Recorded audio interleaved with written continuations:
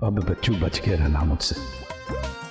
नज़ाकत, ये वक्त हिम्मत हारने का नहीं है, कुछ करने का वक्त है।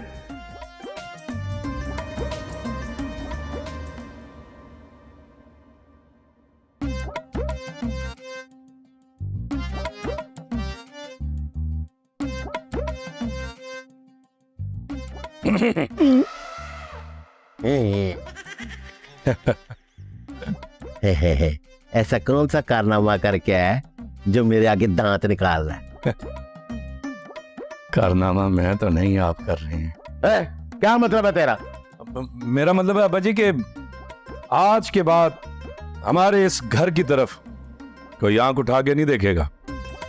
बस है बस, पहले भी हमारे घर की तरफ कोई आंख उठाकर नहीं देख सकता सिवाय अपने घर वालों।